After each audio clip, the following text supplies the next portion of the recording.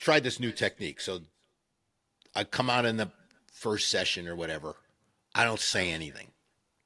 I stand up.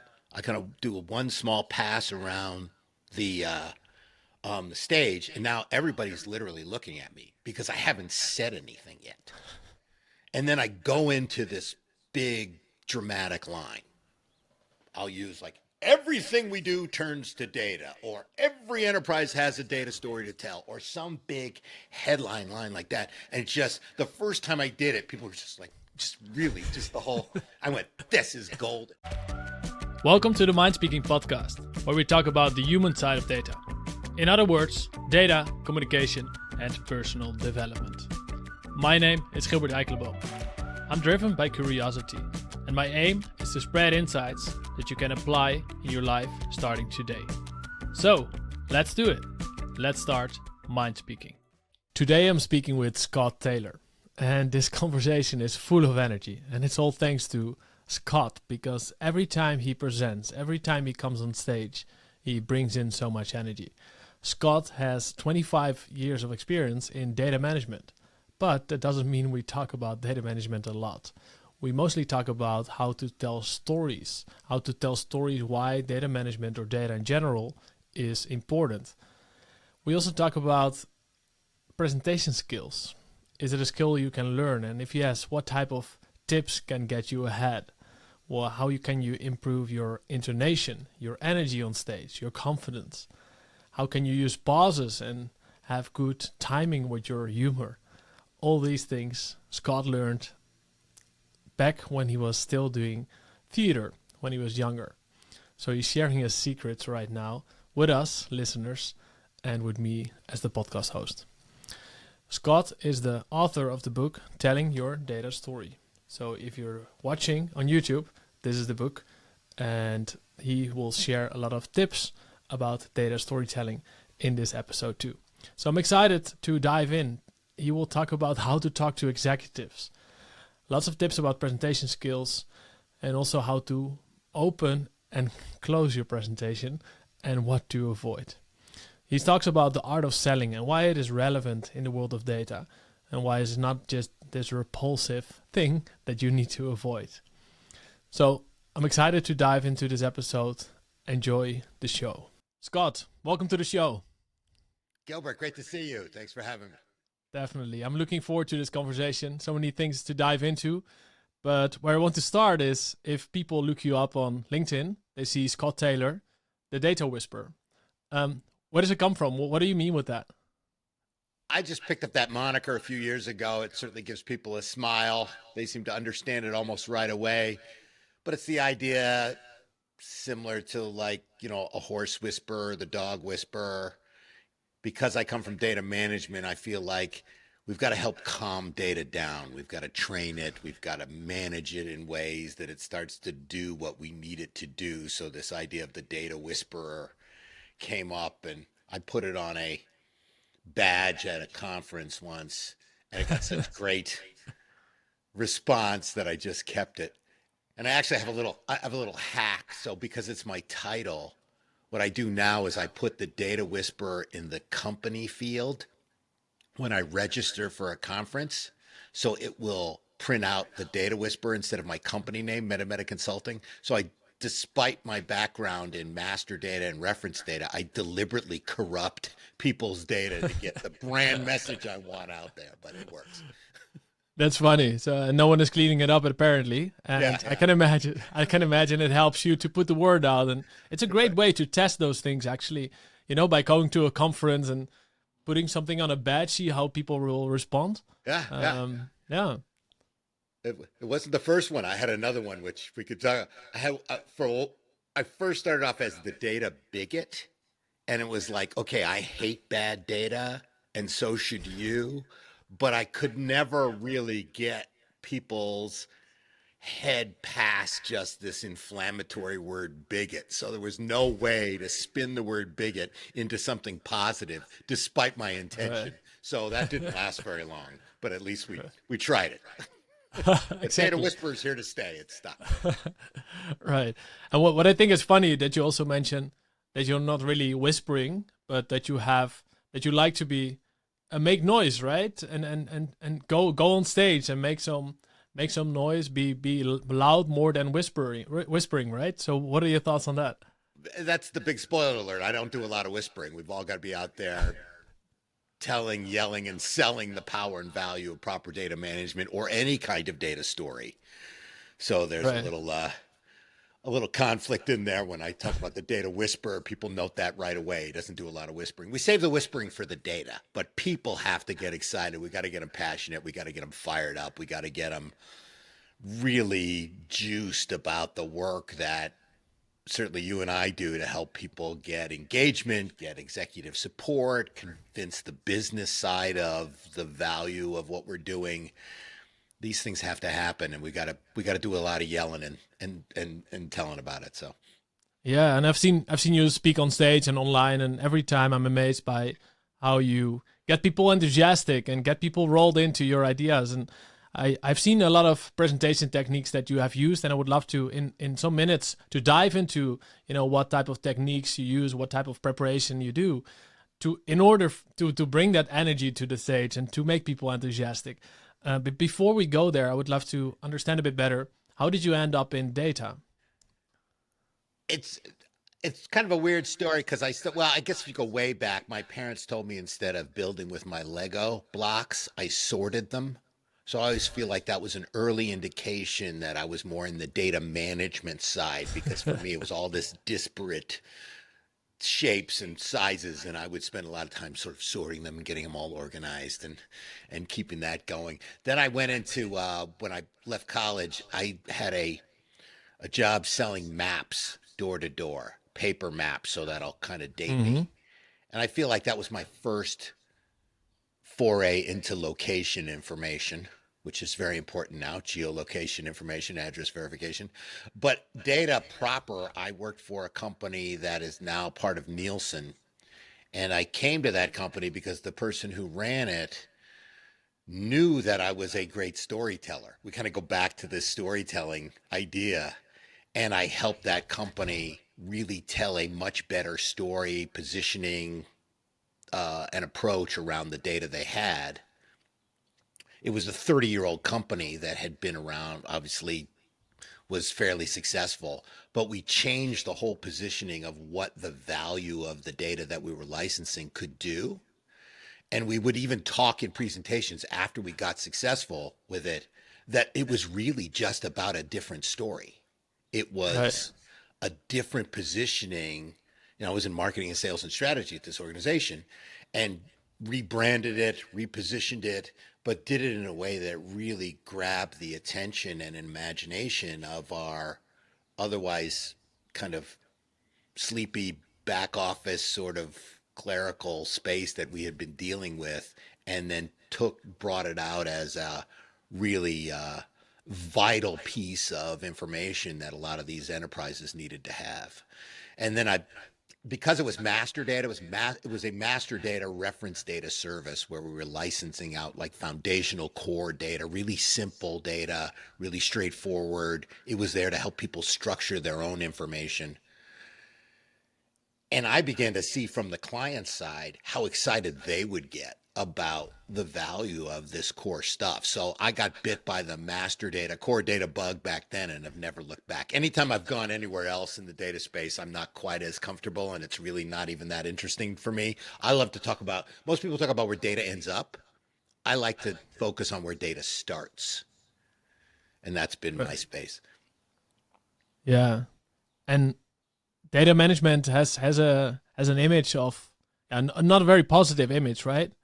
Yeah. And I see the work that you do has really contributes to improving that and to helping people understand what is the value and understanding what it even means and why we should spend time and money into it.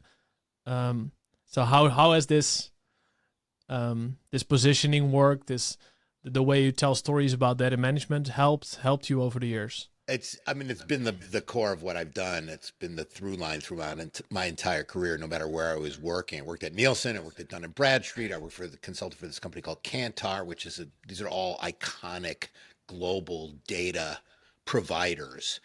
And through that experience, I talked to literally every kind of company at every level of maturity in every category all over the world. So that gave me a pretty good, decent perspective around the challenges and obstacles and opportunities that enterprises have if they start their data off in the right way.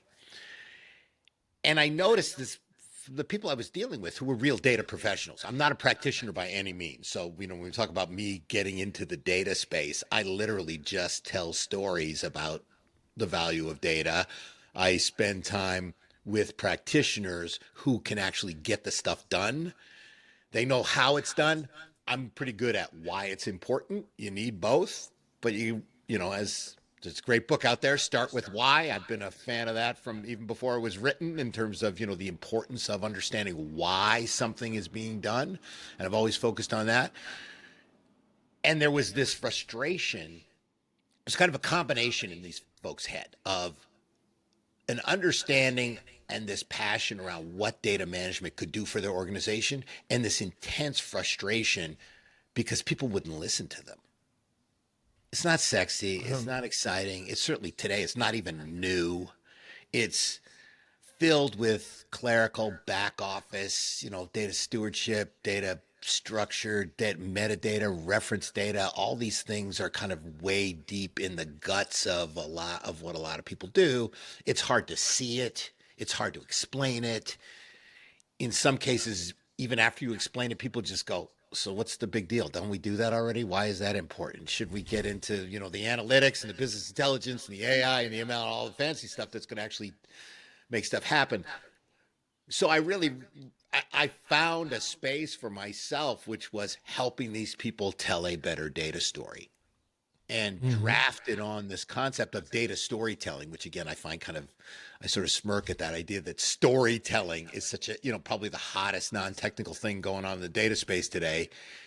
And if I look back at my career, that's all I've ever done is tell. I think I've been in storytelling since it was 2 words. That's the way I like to think about it.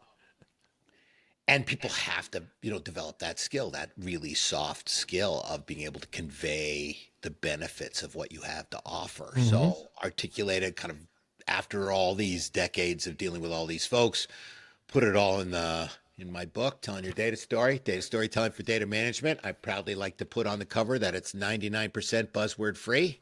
I did not want to overpromise. So very different compared to many books out there. In French, yes. So yes, exactly. Yeah. So it's funny, on Amazon, somebody put a review that said, I don't know if it's 99%. It's probably closer to 90%. But all right, let's just. Oh, okay. But one person's buzzword is another person's disruptive technological advancement. So it all is in the ear of the beholder. But in all seriousness, it was, how do you convey these thoughts and these concepts in business accessible language and get, when I do my presentations, when I wrote it in the book, it was really, how do you get your audience to go from, I have no idea what you're talking about, to how do we get this done? How do we live without this? So, you've got to bring them along that journey. That's a sales journey. That's a marketing journey. That's a storytelling journey. It's the only thing that can bring them there. Right. So many things we can dive into. I would love to learn from you, how you create these stories. And also if you see, because it's a journey, right? You don't get people from A to B within a minute if it's a really difficult topic. If there are certain stages that you can distinguish. So you can take it in any direction, talk about these stages or talk about how to create a story about data management or about data in general. Sure. I mean, a lot of it's based on sales techniques. So sales doesn't always have a good rapport or good reputation in some areas, and you can understand why. But I come from a sales background purely. I'm 4th generation sales. My dad was a salesman. My grandfather was a salesman. My great-grandfather at the turn of the 20th century in the late 1800s was one of the first 10 rabbis in Texas. So believe me, that was selling. That's the way I look at it. So we really had a tough territory. But in all, and my whole family are kind of our storytellers. My sister owns a PR agency. My parents started a public relations agency, been in marketing. We all believe our superpower is that we can convince people of things. Uh, Hmm. wouldn't you agree? That's it's kind of what we do. Um, And it's a strength because I agree with you that selling has a bad image as well. How I looked at selling 5 or 10 years ago was like, yeah, selling is trying to persuade people to buy stuff they don't want. But that's not what selling is, right? Selling is having deep empathy for the people you're talking to, understanding what they need, and then trying to offer them a solution that fixes their problems. And exactly. do it in a way that makes them understand and uh, makes the message persuasive so that they also act on it. And I think it's a skill that everyone needs to learn, the art of selling, and even or especially working in data. And I think many data professionals working in data management or data analysts or data scientists, they find the idea of selling stuff repulsive. Yeah, they do. And it's just, it's got a bad rep. And so they got to get past that. I mean, I say in my book, the kind of story you are telling about data management is a pitch, it's a sales pitch. You got to Yeah. look at it that way in a positive perspective. You need to get people who don't want to hear what you're talking about, who have money that you need to fund the activity that you want to um, manage, and you have to get them to go, as I mentioned, from what are they talking about? I don't need this to we got to have this right away. And the most successful way to do that is to, as you suggested, show them how it fills a need they already have. Right. Sometimes they don't even know they have that need. That makes it a little more difficult. But often that need is there. It's kind of, as I like to say, hidden in plain sight.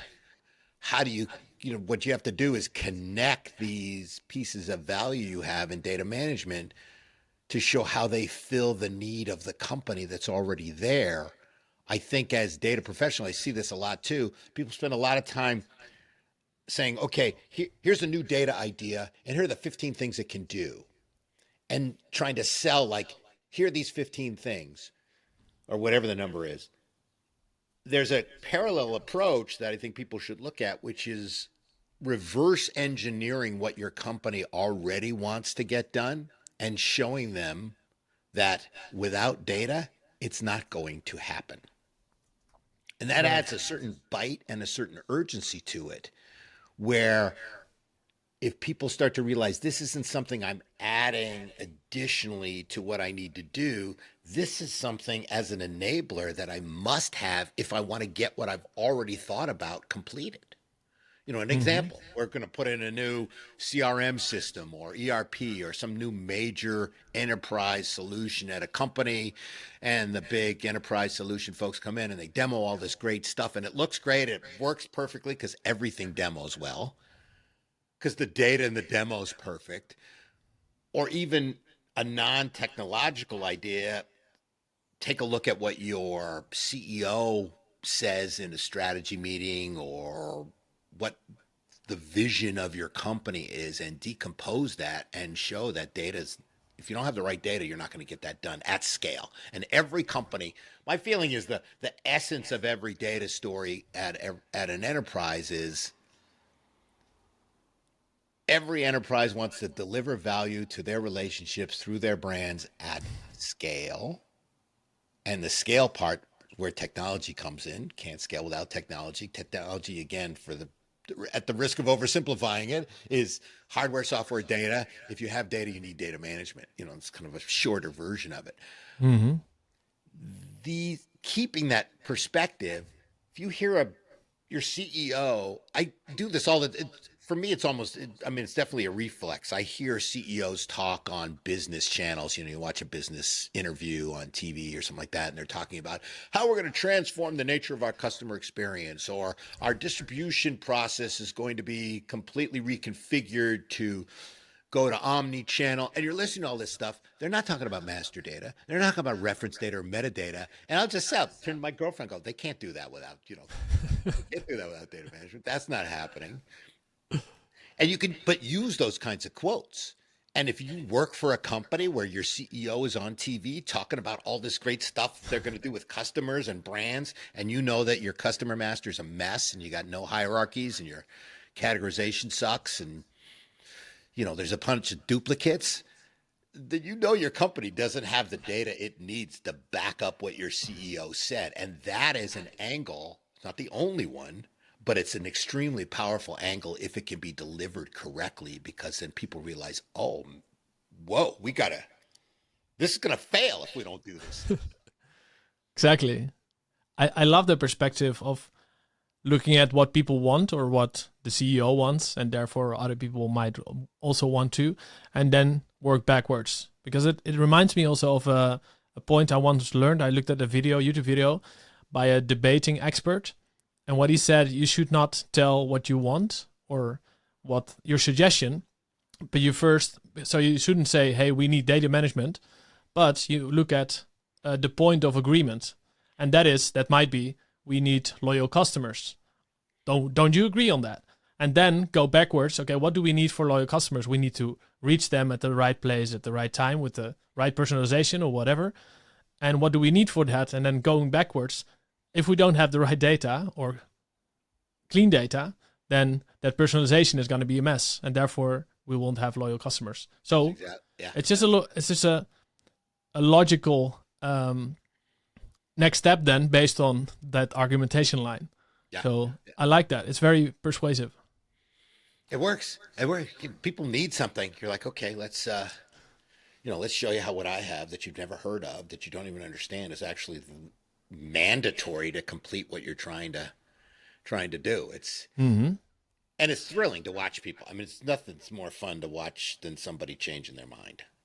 I mean, I love that. So I'm sure in MindSpeaking there's an element of that too, right? So it's just 100%. Yeah, one of the workshops. Yeah, one of the workshops is called buy-in and persuasion. So how do you get buy-in from stakeholders, and how do you persuade them with data? And of course, in line with all the things you have said before, the secret is not to give more data or to give more arguments, but to understand what is important to them, and then show them how your data, your dashboard, or whatever you're pitching or presenting helps them get what they want. And there's a lot of techniques I put in the book. I mean, it's not a sales training book by any means. I think I have a section that says, here's your 1-minute sales training, because I don't want to go too deep into that. But just at least to get people interested in realizing that is a discipline that offers a tremendous amount of value.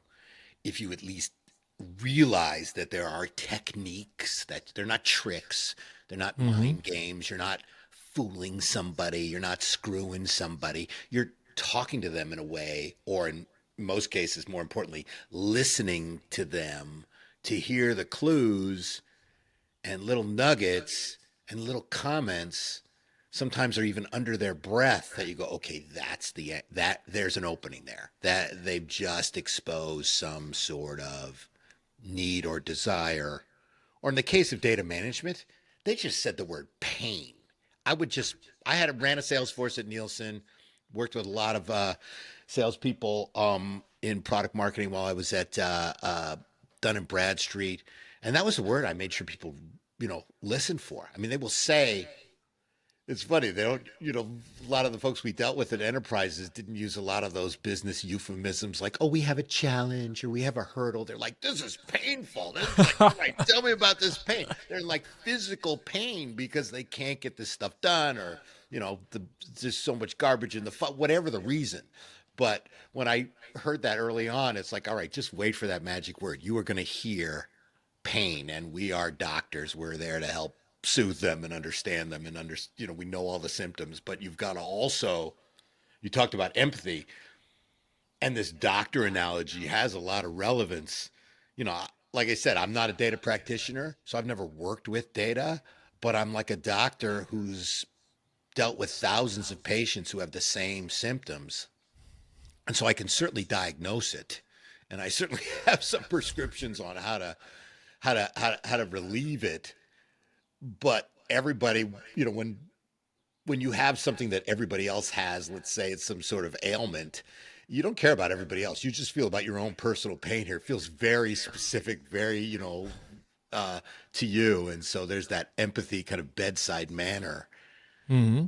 You don't jump, I like. if I was a doctor, I wouldn't just jump to, oh yeah, you've got, these spots in this cough, you've got this here. So, you want to hear them out. It needs some kind of way to Right. It starts with engaged. Yeah.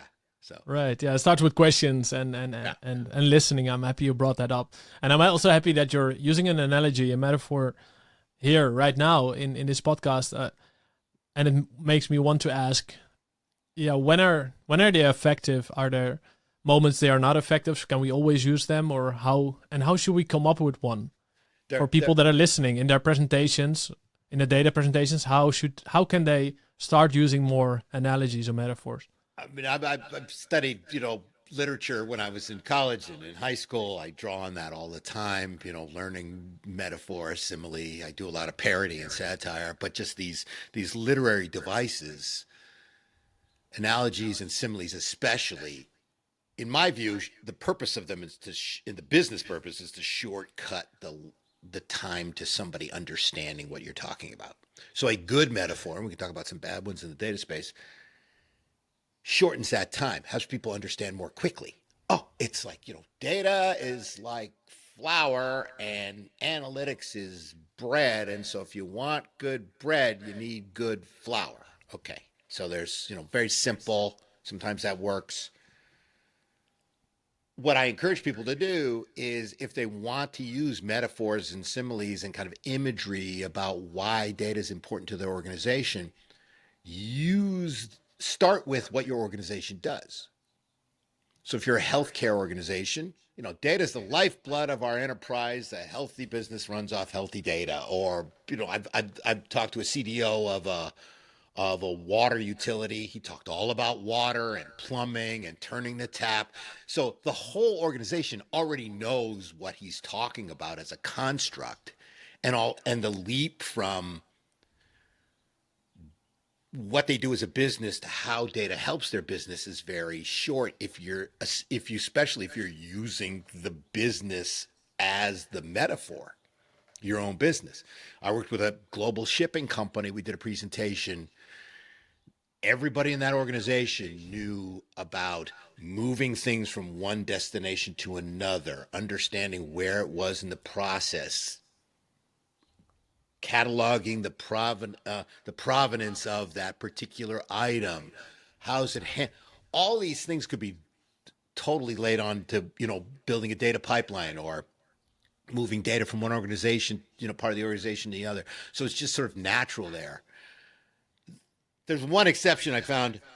There was a guy who worked for a tobacco company, and he was explaining it to me. Data's like fresh air. You've got to breathe it in, and it just expands in your lungs. And you want to. I was like, I don't think using that for a tobacco company is really the right way to go. Maybe just, I hate to be awkward here, but don't do it. That's not going to play.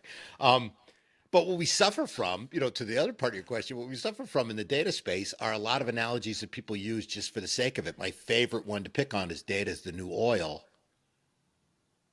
because the debate about what that even means is still raging in our space. Mm-hmm. Is it oil because it's valuable, but I need to refine it? Or is it not like oil because data is reusable and it doesn't pollute? Or is it like oil because it's really the distribution process that these mega data companies are starting to control? I don't care which side of that debate you land on. The fact that there's a debate proves to me that your audience doesn't immediately understand what you're talking about.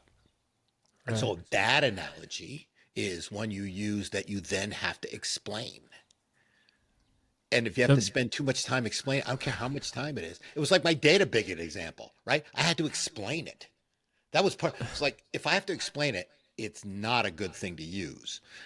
If you have to explain it, you got to be in the room for people to understand it. Then this is not going to, as I made my first point, shortcut the distance for your audience to understand what you're talking about. that's a good point. I never thought about it that way, but it makes sense. Because then it's not a shortcut, right? It's just a detour. Yeah. Yeah. We're not, this isn't James Joyce or Shakespeare here. We're not doing this, writing this to, build all these literary puzzles and have folks wonder what we really mean.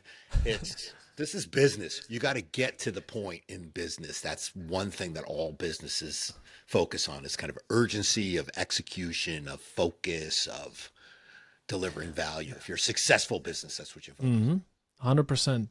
And about getting to the point, you also have a section in the book about talking to executives. Can you elaborate on that? I've spent more than probably my fair share of time with high-level executives.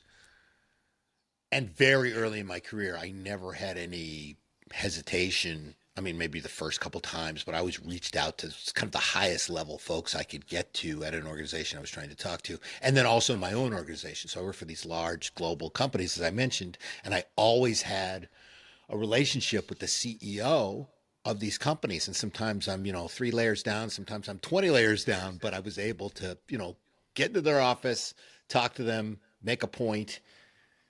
And most importantly, what validated my approach was be invited back again. Anybody can get a meeting once, but can you get the second meeting with that person who's, That's a good metric. A very important one. And a couple of things. One, they want to understand why. They do not care about how. You better know and be able to articulate very quickly why what you are talking about is important to them. And I have had CEOs and other executives interrupt me in the middle of a discussion and just go, why are you telling me this? Why is this important? If you don't know that answer and you're not anticipating to get that question, or even more so opening with why it's important, not only you're probably not going to get invited back, your meeting may end shortly, a lot quicker than you think. But get to that business point, be very fluent in your own business or whatever business you are discussing. I will tell you that the CEO or executive leader conversation isn't a time to just sort of probe people out. So how's it going? How's business? They are lined up minute by minute. And anticipate success. Because if you did get to that point and you do have a good story, you got a good chance of them saying yes. So know what you're going to do next. And an anecdote I put in the book is I had to work for this CEO, and he had this sort of magic genie in a bottle question he would ask that I didn't realize he asked. It's kind of his reputation now. But he just suddenly said in the middle of what I was explaining, which meant he was done hearing what I had to say, and in his mind it was yes. And he just said, "What's the one thing I can do for you?" And I didn't have an answer. I was like, but it was to this genie idea. It was like, you get 3 wishes. What do you want? Can I get more wishes? So that's what I was. And I stumbled through, and I left at me. I was so pissed at myself I stumbled onto something, but it was like, I am never going to get in that situation again, ever, ever, ever. Even if somebody doesn't ask me that deliberately, I'm going to know what I want to say if somebody says yes. And we spend so much time prepping to try and get people from no to yes that when they say yes, sometimes we're not ready for it. And being ready for the yes to kind of get into that area means 2 things. One, it means knowing what you're going to do next, but also means, and really important lesson that my father taught me, is shifting the conversation once you get the yes. As my dad told me very bluntly, when you get the yes, shut up. Don't keep keep trying to convince somebody. They've said yes. And a lot of folks out there, even professional salespeople, get a yes in a meeting, and they still want to finish their presentation. Well, that's great. We'll get to it. Yeah, we got 5 more slides, and then I want to It's like, you're done. Get to it. Get the pricing, get the next steps, get to whatever, confirm it if you like, but be prepared for success, because you might be, your skills might get you that. And so be ready for the yes and be ready to say what you want to do next. I love that. What I would also like to talk about, you told a lot of stories in this podcast episode so far, which I really appreciate. And often when we speak about soft skills in data communication skills, we talk about storytelling. But storytelling is not the only thing we need, right? Also, if we present, we also need other types of skills to amplify our message or to get the people in the audience energized and motivated to act. So can you speak about how we can develop the presentation skills, or what type of presentation skills are important to deliver a message with impact? Sure. I consider that the telling part of storytelling. We've got the data part that most people focus on. We've got the story, which is creating that narrative in some way, but then there's the delivery of it. And you can have great data, you can have, a wonderful narrative, but you fall flat on the delivery and then it doesn't matter. I'm fortunate because my background included a lot of dramatic arts training. So when I was in college, I started in high school, I did school plays. Then in college, I wasn't a dramatic arts major, but I was literally doing a play or two every semester. Wow. And then when I got out of college, I did some community theater. I never had the aspiration or probably even the depth of talent to go be a professional actor and movie star, whatever, all that kind of stuff. But there's a lot of people in community theater. We had a lot of fun. I'd get, the fact that we get paid for a show was a big deal. But I probably draw on that training more than anything I learned in my college and career. And I draw on it almost every day. So I already have a head start with a lot of data folks on a lot of these, events that I go to because I trained to be on stage. But those techniques are really important. They are things like using your voice, using the space, knowing where the lights are, commanding attention, even when you're not on stage, even in just selling. And some of this I learned from dramatic arts. Some of this I learned again from my father, who was an awesome teacher. How many times do people go into into a conference room, forget about whether it's executives or not, and just start sitting in the middle of the table and just start talking, and maybe they got some PowerPoint slides over here and they kind of point and they're sort of slouched down and they're just and then somebody takes the conversation away from them and then it goes off that way. Stand at the front of the room. Stand and be at the front of the room. You command the attention. You immediately physically have shown yourself as a dominant force, and I mean that with all positive intention, in that space. And you can command the dynamics of that space because you've got 12 people in a room. You've been in this plenty. Somebody goes off on a tangent. All you need is one, positive mentions sort of get lost. Negative comments can just take the whole thing off the rails. You've got to physically be a dominant force in that space. And things like sight lines, upstaging people. You learn all of this in dramatic arts. When somebody else is talking, you don't move or distract from them. That's called upstaging because the focus is supposed to be on them. So you learn a lot about kind of focus, rhythm, meter, all that sort of stuff. But I found these presentation skills just really almost as a secret weapon, and then took it to a couple levels higher when I get on stage, which I love. I tell people I think I have a fear of not public speaking. I just love to be up there. It's using the space, voice, again, props, timing, all these things really work. And these are techniques. If some people are like, well, I'm never going to do that, do some of it. Okay. How about practicing? How about rehearsing? I know people over and over again, they're like, well, I'm more nervous about that. I know it. You'll just wing it. You'll just wing it when the time comes. Nobody does that. Okay. Professional athletes, entertainers, anybody out there who has a skill spends a lot of time training, a lot of time honing, and a lot of time getting better. And I do that as well every day, as good as I believe I am. And this is the best thing I do is get up and speak on stage. That's like of all the things I could do. I think that's certainly over my whole career is one of the breakout capabilities I have. But I listen to my own recordings. I watch myself. I don't have an outside director. That'd be nice if I got some feedback.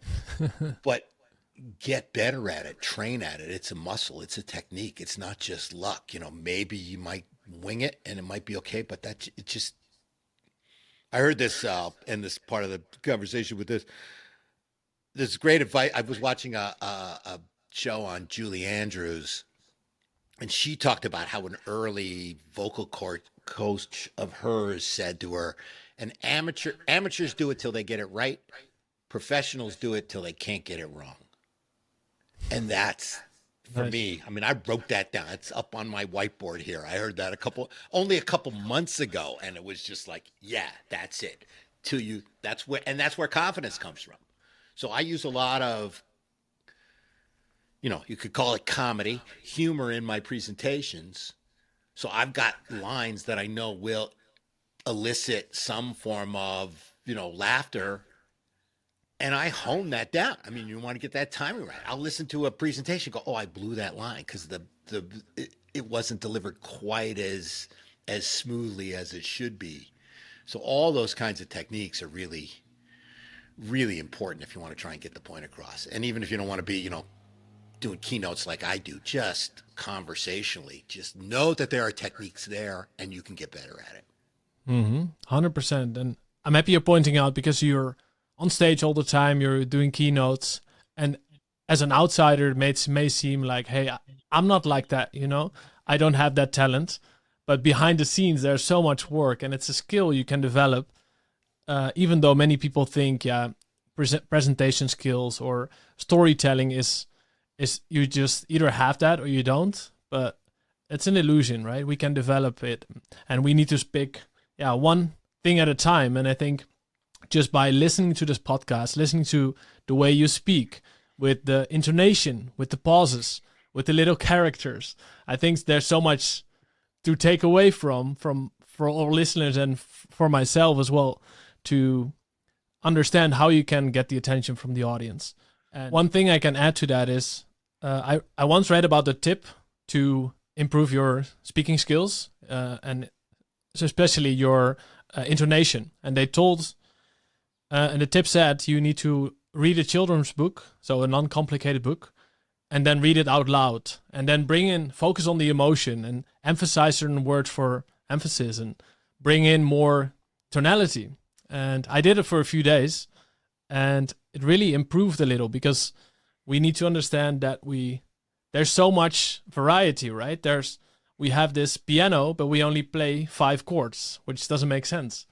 And we need to, have a broader variety, but it's something you need to train. It's all those kind of modulation, as you mentioned here. I remember what I was going to talk about. So I went from kind of, I wouldn't say amateur, but I was speaking as part of a job, to then getting hired now to do sessions. And so realized, look, there's a couple things I got to change here. One, when you're doing stuff internally, you can run late. You can go on, and we have these sales meetings, and an all-day sales meeting, you go 15 minutes late. It doesn't matter. Not when you're on a professional agenda and you've got to end on time. So I did a lot of work on kind of honing my delivery, listening to a couple of sessions, literally timing how long it took me to do a slide, because I was doing the same presentation 3 or 4 times, finding places to shorten it. But I noticed there was this really kind of weird moment to get started. Things weren't getting started fast enough in the session. I would come in, I would do maybe a funny comment about something that just happened. How's everybody doing? All this other kind of stuff.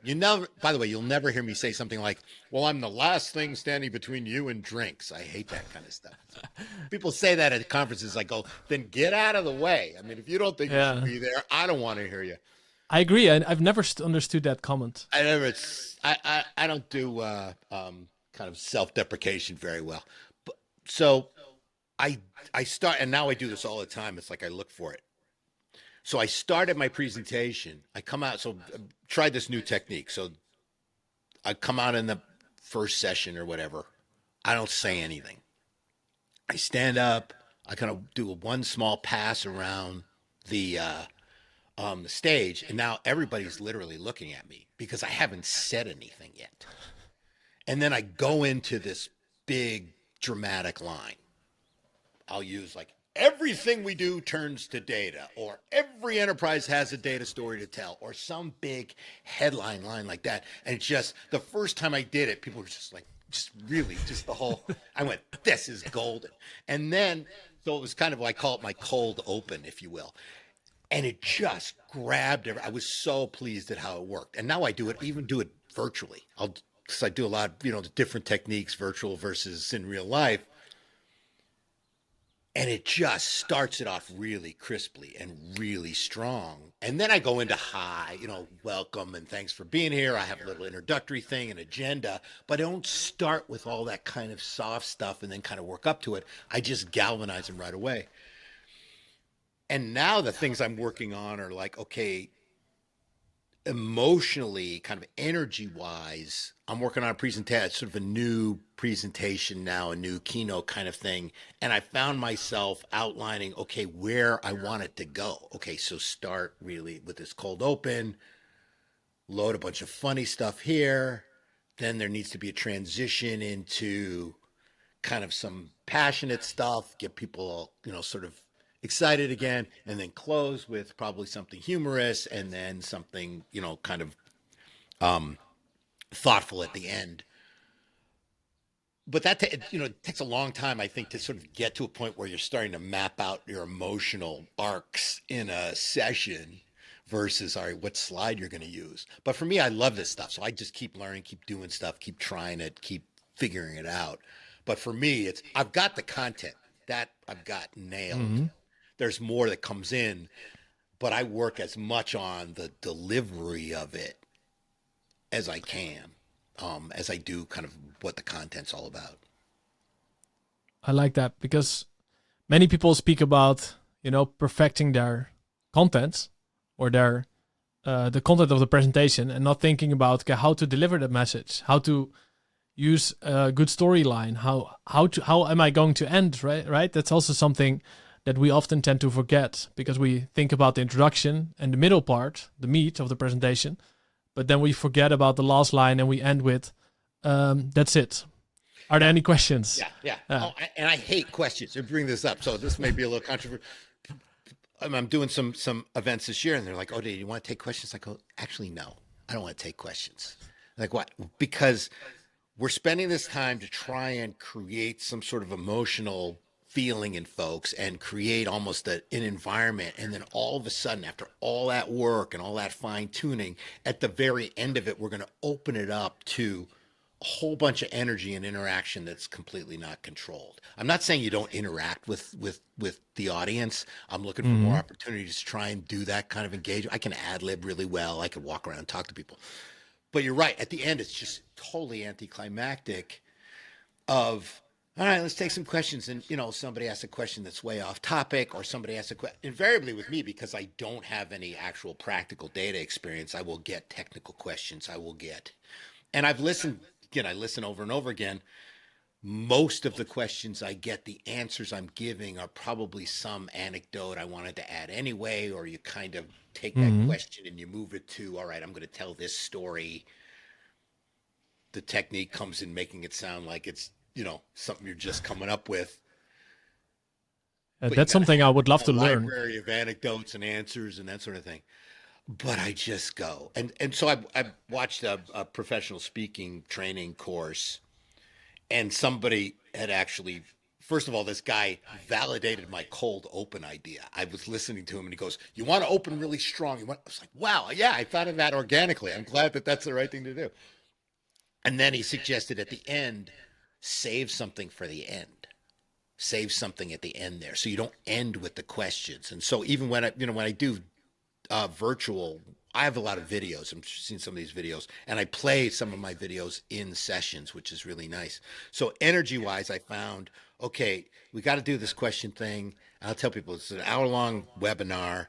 At about 45, we're going to take questions for maybe 5-10 minutes, and then I'm going to bring it back and end it with something. And so what I did was I showed a video after the questions, and that just changed the whole nature of the interaction and kind of the energy. And then after the video ended, then I came in with kind of my closer. And I found that as a technique, just work to get I keep saying the word energy, but energy is so important in all of this, and kind of the feel and the emotion of your audience. Being Hmm. able to recognize that is really critical. And you bring up this point. I mean, how many presentations just fizzle at the end? It's like, okay, well, and then they like sort of clap again, thank you. And now it's, I guess we're off to drinks. Yeah, you're right. You were in the way. So, You're in the way, exactly.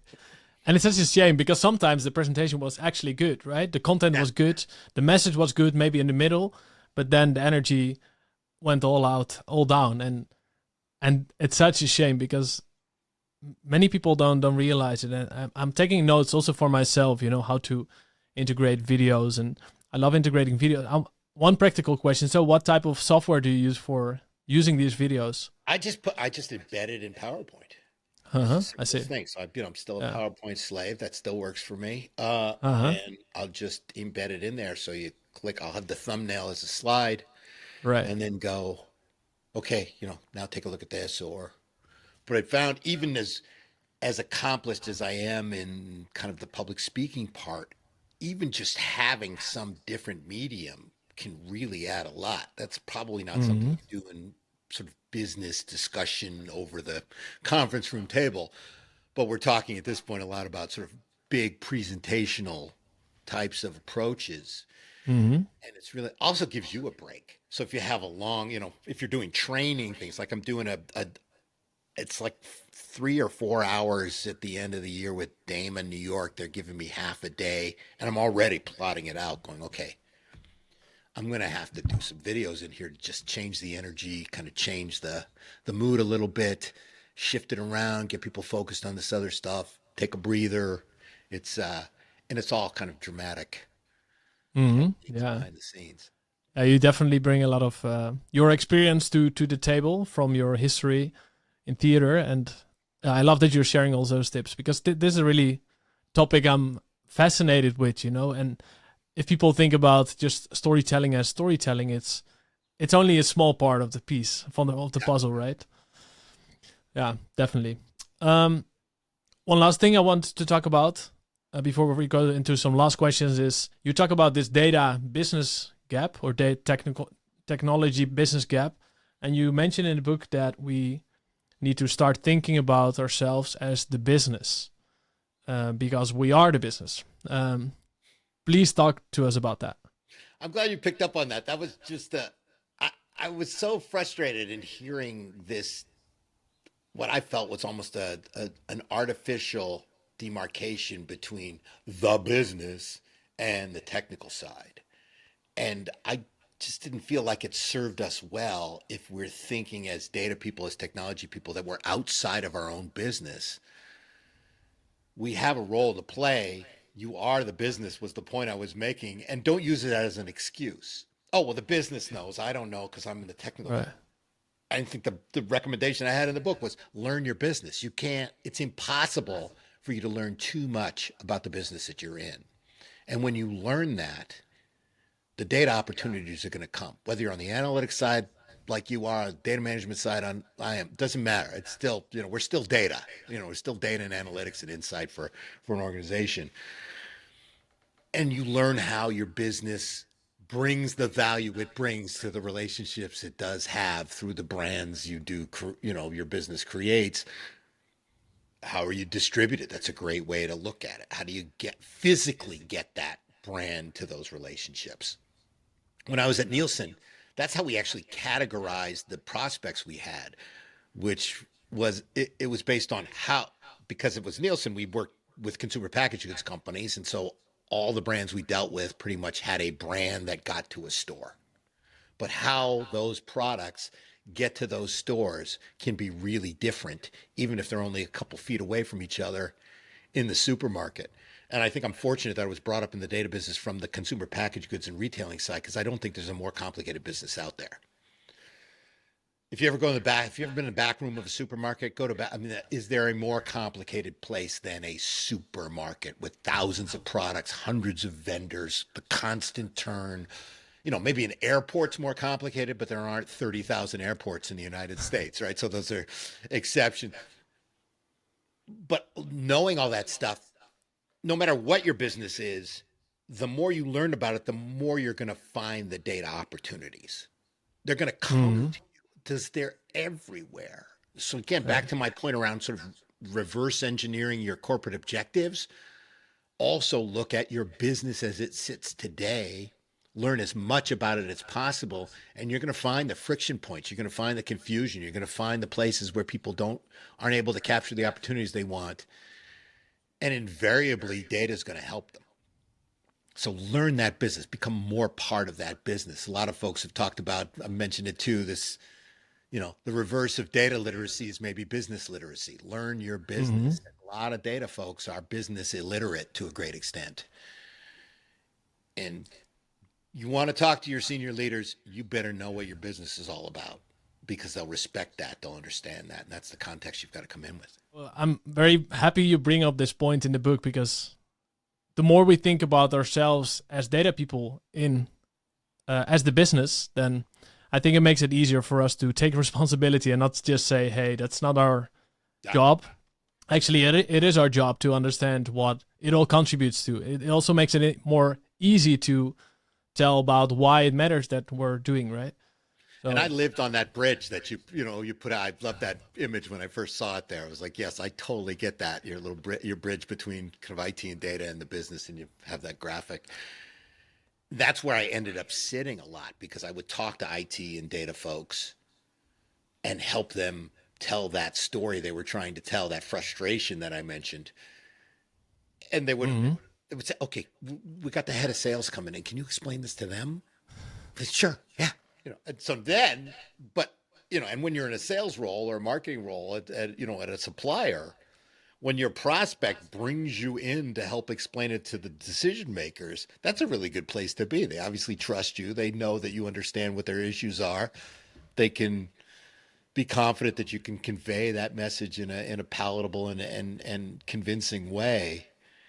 And it's again, we all have a part to play in this space. I think I play mine really well, but I stick to my position too, so I don't get out of Mhm. that. I don't get out. Would have a funny anecdote. I would go out on these sales calls with, especially with Dun and Bradstreet folks, and more than once, the account person would come back later and say, "Oh, they loved you. That's great. Oh, thanks." And they really wanted to know if can you be on the account team? I go, "No, you don't. You don't want me on the account. You don't. Why? Because you saw what I do. That's it. I'm really thin. I'm broadly extensible. I'm relevant to a lot of areas, but that's it. You don't want me touching anything. You don't want me going into changing their process or delivery or integration. No, that's it. So put the story on it, but like I said, we all got a part to play. Absolutely, absolutely. Well, Scott, I've been fascinated with the conversation today. We touch upon a lot of things, not just storytelling, but also how to present with confidence, with energy, with intonation, using all the methods that you've learned early on. And we also talked about your book, telling your data story. It's available everywhere. You can buy it on Amazon, even in French right now. So even Even for in French, the yes. people that speak French, they can have the book in their native language. Is Yeah, what is one big takeaway that you would like listeners to get from this episode? I think you could boil my entire data philosophy down to three words, which is truth before meaning. You got to determine that truth in your data before you derive any meaning out of it. I was, hence the meaning of my truth hat here. And I just continue to reinforce that with folks. There's a lot of different ways I try and say garbage in, garbage out. That's basically 90% of my message. If that, if GIGO really made a difference, then we wouldn't be talking about it still. But it's to reinforce that what you put into your data is what you're going to get out of it. And so continue to do that. And to add a second one, I would say we talked a lot about understanding your business. Just understand it. There's plenty for you to learn before you Hmm. start talking about what you can do with data.